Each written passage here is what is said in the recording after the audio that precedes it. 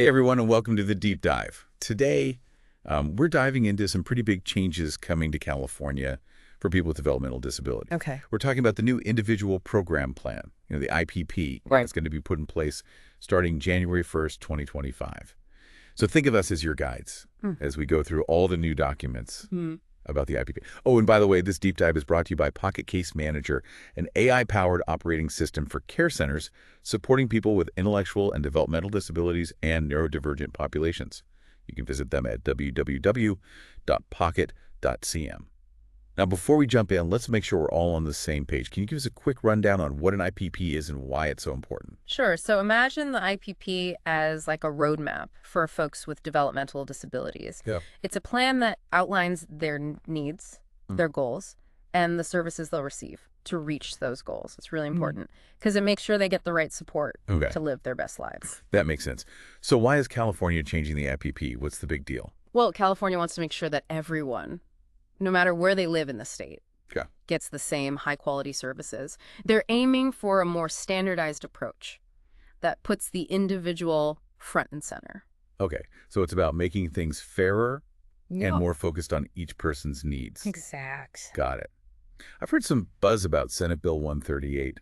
How does that tie into all of these changes? Senate Bill 138 is actually the driving force behind these changes. It became law last year and specifically calls for a standardized IPP. That's the same across all regional centers in California. So it's like setting those guidelines to make sure that everything is equal and everyone's getting the support they deserve.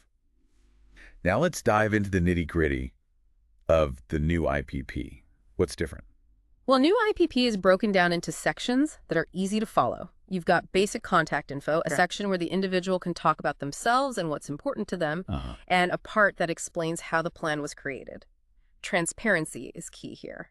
I see. So it's like laying the groundwork and making sure everyone is in the loop from the start. What about setting goals? How does that work in the new IPP? That's where the vision for the future section comes in. You can outline both short-term and long-term goals, really mapping out what you want to achieve and how the IPP can support you along the way. So it's about dreaming big, but also having a clear plan to make those dreams a reality. Yes. That's exciting. I also noticed sections on communication preferences and decision-making. Why are those important? Those sections are all about making sure that everyone feels comfortable and heard. You can specify how you prefer to communicate and who helps you make decisions in different areas of your life. It's about giving individuals more control and ensuring their voices are respected. So it sounds like California is really putting a lot of emphasis on individual choice and empowerment with this new IPP. What about emergency planning? Is that included too? Absolutely. There's a specific section dedicated to emergency planning. It's all about being prepared and having a plan in place to ensure safety and support during a crisis. Okay, so we've covered the basics, the goals, communication, decision-making, and even emergency planning. But there's one thing I'm really curious about, this new life areas section. It sounds pretty important. Can you break it down for us? You bet. The life areas section is where the new IPP gets really personalized. Basically, it lets individuals choose as many areas as they want to focus on in their plan. It's not a one-size-fits-all approach. So it's about recognizing that everyone has different priorities and needs support in different aspects of their lives. Right. I like that. Can you give us some examples of these life areas? Of course. There's a whole list to choose from, like choice and advocacy, community participation, education and learning, employment, healthcare and wellness, home life and housing, even things like income and finances, personal growth, relationships, and safety. That's quite a list. It sounds like they really thought of everything to make sure the IPP is tailored to each person. It did. But I'm a little confused. How do these life areas actually work within the plan? That's where it gets interesting. Each life area you choose will have specific goals and the services needed to reach those goals. Okay. So for example, let's say someone chooses community participation as a life area. They would outline their current activities, what they'd like to do more of, and the support they might need to make that happen. I see. So it's like a step-by-step plan to help them get more involved in the community. Right. And this applies to all the different life areas someone chooses to include in their IPP. Exactly. It's about breaking down those big goals into smaller steps and connecting them to the specific support services that will help individuals achieve them. Pretty cool, right? Absolutely. It makes a lot of sense. Now, I know there's a lot more to cover, about the new IPP. But before we move on, I'm curious about the agreement and signature page. I hear it's been updated too. It has. The new IPP agreement and signature form is all about making things clear and official. It includes a list of the services and supports outlined in the plan, a space for the individual to say if they agree with all of them, or just some, and even a spot for special requests. And they even have a little survey to get feedback on the IPP meeting. Wow, they've really thought of everything. To make this process smooth and transparent, it sounds like they're really trying to make sure everyone's voice is heard, their needs are met. Yeah. This is also helpful, but I'm already feeling a little overwhelmed. What about families like us? How can we make sure we understand all these changes and can help our loved ones navigate this new IPP process? Don't worry. California is putting together resources and training to help everyone adjust to the new IPP. But before we dive into that, let's take a moment to reflect on what we've learned so far. What stands out to you the most about these changes? Well, you know what's really striking to me is how much emphasis the new IPP places on person-centered planning. It's clear that California is really trying to put individuals in the driver's seat and empower them to have more say in their own lives. I totally agree. It's not just about checking boxes or following a format. It's about truly understanding each person's dreams and goals and what makes them pick. Exactly. Yeah. And it's not just about giving people a voice. It's about giving them the tools and the information they need to make those choices and take control of their futures. That's where these Your Plan guides come in. Oh, yeah, those guides. I've heard they're super helpful for families and individuals. What can you tell us about them? Well, there are actually 3 different guides. Your Plan for adults, your child's plan for families with younger children, and your youth's plan for, you guessed it, youth and young adults. I love that they have different versions for different age groups. That makes so much sense.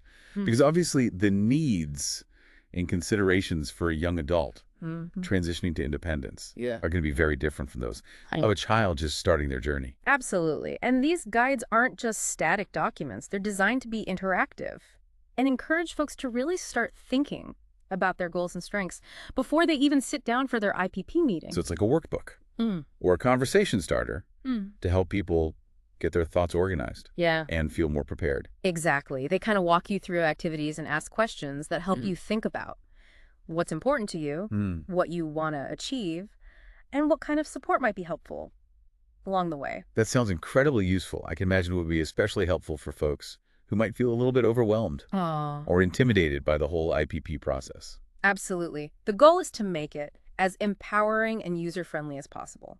Now, I noticed the Your Plan guides also cover some pretty big topics, like supported decision-making, self-determination, and even transition planning for young adults, moving from school to adult services. Should families be thinking about these things even before the IPP meeting? That's a great question. And honestly, the earlier, the better. Okay. These are all critical aspects of ensuring that individuals have the right support and the right opportunities to really thrive as they move forward. Okay, so let's unpack these a bit. Starting with supported decision-making. What exactly does that mean? So supported decision-making is all about providing individuals with the assistance they need to make informed choices without having someone else take over and make those choices for them. It's about a balance between support and independence. So it's about helping them understand their options, weigh the pros and cons, and ultimately make choices that align with their values and goals. Exactly. It's about honoring and respecting individual preferences and abilities, even if they need a little extra help along the way. That makes sense. Yeah. And how does self-determination fit into all of this? I've heard that term thrown around a lot, but I'm not entirely sure what it means. Well, self-determination takes that concept of individual empowerment to the next level. California actually has a program called the Self-Determination Program that gives individuals and families even more control over the services that they receive. Right. So they can actually choose their own providers and design their support systems in a way that best meets their needs. Wow, that sounds pretty amazing. But I imagine it comes with a lot of responsibility as well, right? Absolutely. It's not just about having choices. It's about actively participating in your life and taking ownership of the decisions that affect you. But that's also part of what makes it so powerful. It encourages individuals to be active agents in their own lives. You can see how that would be incredibly empowering for someone. And let's talk about transition planning. This is obviously a big deal for young adults with developmental disabilities as they finish school and move into adulthood. Huge milestone. And California is encouraging families to start thinking about this transition well in advance. The Your Plan guides actually highlight some key areas like housing, employment, transportation, healthcare. These are all crucial aspects of creating a smooth and successful transition. So families should be thinking about things like, will their young adult continue living at home? Will they explore supported living arrangements? What about finding a job? Accessing transportation? It sounds like there's a lot to consider. There is, and the guides actually provide helpful tips and resources to make the process a little less overwhelming. For example, when it comes to housing, they encourage families to really explore all the options and think about what would best support their young adults' independence and well-being. That makes sense. And what about employment? I know finding a job can be challenging for anyone, but especially for young adults with developmental disabilities. It can. But the good news is there are resources available to help. The guides talk about things like vocational training, job coaching, supported employment programs. They also stress the importance of exploring different types of work and finding something that truly aligns with the individual's interests and skills. So it sounds like the goal is to create a plan that really sets young adults up for success and empowers them to live fulfilling and independent lives. Exactly. It's about creating that roadmap to the future and making sure that individuals have the tools and the support they need to navigate that journey. But it's important to remember that change, even positive change, can be a little scary. It's natural to feel a little overwhelmed, especially if you're already dealing with a lot. That's so true. What advice would you give to families who are feeling overwhelmed by all of these changes? First and foremost, remember that you're not alone. There are resources available. There are people to turn to for guidance.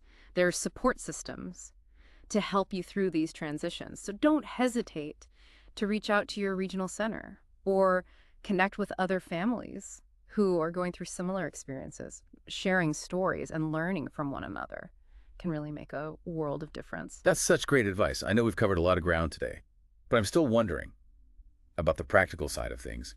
What steps can families take right now to prepare for these IPP changes? That's an excellent question. And you know what? I think we should dedicate our next segment to answering that question and providing some really actionable tips for our listeners. We'll be back in a jiffy. Okay, we're back, ready to dive into those practical steps families can take to get ready for these new IPPs. Where should folks even begin? A great first step is to familiarize yourself with the new IPP format and those Your Plan guides that we talked about. They're available on the California Department of Developmental Services website, and they're packed with valuable information. So hop online, start exploring those resources. Got it. What's next? Start thinking about goals. If you're a parent, start talking to your child or young adult about their aspirations. What do they want to achieve? What's important to them? Those guides have prompts and activities to get those conversations going. I love that they're encouraging those conversations to happen organically. It's not just about filling out forms. It's about really understanding their needs and desires. Exactly. And once you have a better grasp of those goals, start thinking about the types of support that might be helpful. Do they need assistance with transportation, housing, employment skills, something else? Jot those down. So basically, come to the IPP meeting prepared. With a really clear understanding of your goals and support needs. Right. And don't be afraid to ask questions. The IPP meeting is a collaborative process, and you have the right to understand everything that's being discussed. What about connecting with the regional center? Is that something families should be doing proactively? Absolutely. Reach out to your regional center, let them know that you're interested in learning more about the new IPP, and ask if there are any upcoming training sessions or workshops that they might be offering. I'm sure those sessions will be incredibly helpful, not only for getting information, but also for connecting with other families and building those support networks. That's right. Sharing experiences and learning from one another can make a big difference. Remember, you're not alone on this journey. And speaking of support, what about those sections in the guides about supported decision-making and self-determination? Should families be exploring those options now? It's certainly worth considering. If you think your child or young adult could benefit from additional support in making decisions, or if you're interested in exploring the self-determination program, now's a great time to start gathering information. Okay, so talk to the regional center about those options and see if it's a good fit. Exactly. It's all about finding the right level of support to empower individuals and help them thrive. This has been incredibly informative. Any final words of wisdom as we wrap up our deep dive into these new IPPs? Remember that the IPP is a tool to help individuals achieve their goals and live fulfilling lives. So approach it with a positive mindset. Be proactive, ask questions, and don't hesitate to seek support when you need it. Excellent advice. A huge thanks to you for sharing your expertise with us today. And to all of our listeners, thank you so much for joining us on the Deep Dive. We hope you feel empowered and informed about these upcoming IPP changes in California. And before we sign off, don't forget to check out Pocket Case Manager at www.pocket.cm for more resources and support. Until next time, keep diving.